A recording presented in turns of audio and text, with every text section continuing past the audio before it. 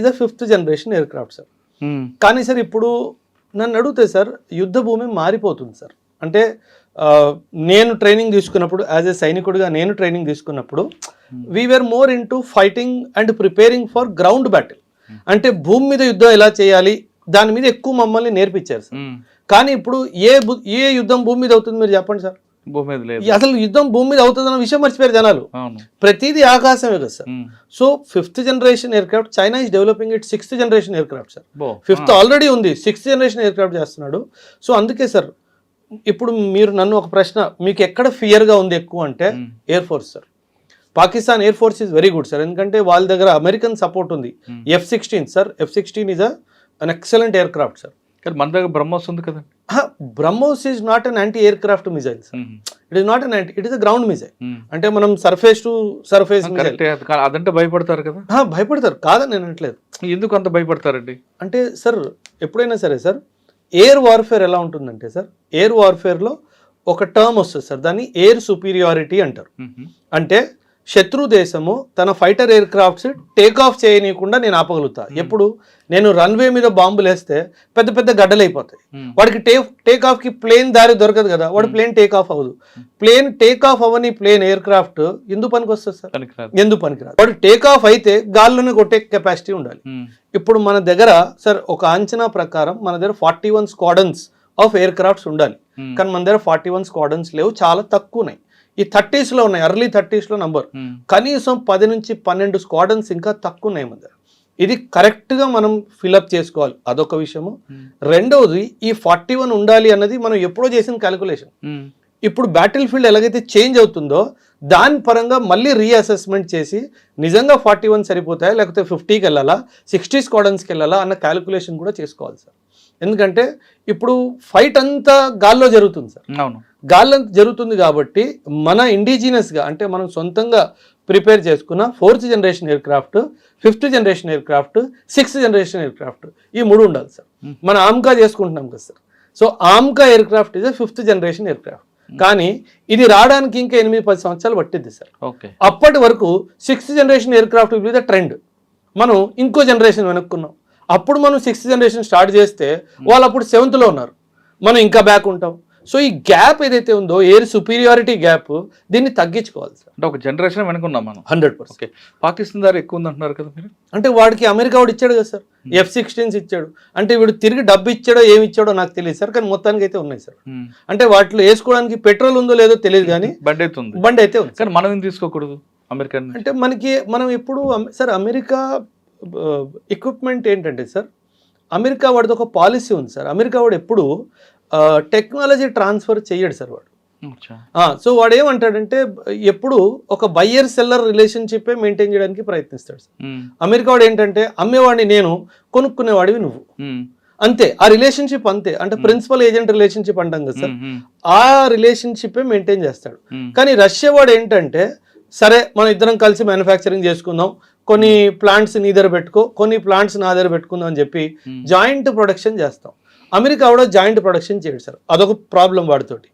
రెండో ప్రాబ్లం ఏంటంటే వాడు టెక్నాలజీ ట్రాన్స్ఫర్ ఇవ్వని చెప్పాను కదా, ఫస్ట్ ప్రాబ్లం. పాకిస్తాన్కి ఇస్తాడా వీరని చెప్తాను. రెండవ ప్రాబ్లం ఏంటంటే వాడు ఆ ఫైనల్ స్విచ్ వాడి దగ్గర పెట్టుకుంటాడు. అంటే సాఫ్ట్వేర్ అంతా వాడు కంట్రోలే కదా సార్. స్విచ్ చేస్తే లైట్ వెలుగుతుంది.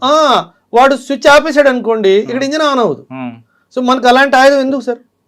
సో అండ్ కంప్లీట్ మనకి గ్రిప్ ఉన్నది కావాలి మనకి. ఆబ్వియస్లీ సార్, అంటే యుద్ధ భూమిలో అప్పుడు వాడు ఒప్పుకుంటేనే కదా ఫ్లైట్ టేక్ ఆఫ్ అయ్యేది. అంత మూర్ఖత్వం మనం ఎందుకు చేయాలి? పాకిస్తాన్ దిక్కులేదు కాబట్టి వాడు చేసుకున్నాడు, వాడికి ఇంకెవడు ఇస్తాడు సార్?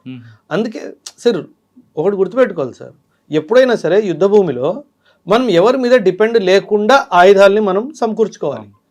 ఒకప్పుడు 70 to 80% ఆఫ్ ది వెపన్స్ మనం ఇంపోర్ట్ చేసుకునే వాళ్ళము, ఒక 15-20% సెల్ఫ్ ప్రొడక్షన్ చేసుకునే వాళ్ళం. కానీ ఇప్పుడు టేబుల్ టర్న్ అయింది సార్. 60 to 70% మనం సొంతంగా తయారు చేసుకుంటున్నాము, ఓన్లీ 15-20-30% మాత్రమే బయట నుంచి వస్తుంది సార్. కానీ ఈ 70-30 రేషియో ఎయిర్ ఫోర్స్లో లేదు సార్, ఇది ఎయిర్ ఫోర్స్లో రావాలి సార్.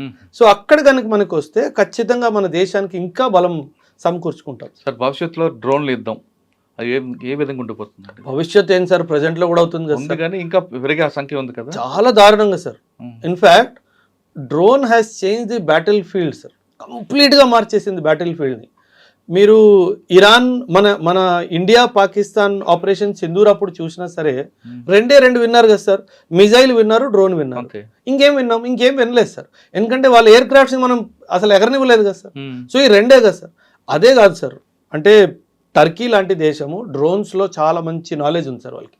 ఇరాన్ ఇప్పుడు డ్రోన్స్ చాలా Hadid drone 150 Hadid 110 drone, it is a jet drone sir. Jet drone అంటే డ్రోన్ 500 km/h వేగంతో పరిగెడుతుంది sir. And 30 kgs of TNT carry చేయగలదు. అంటే 30 kgల అదొక మిజైల్ రాకెట్ లాంటిది సార్.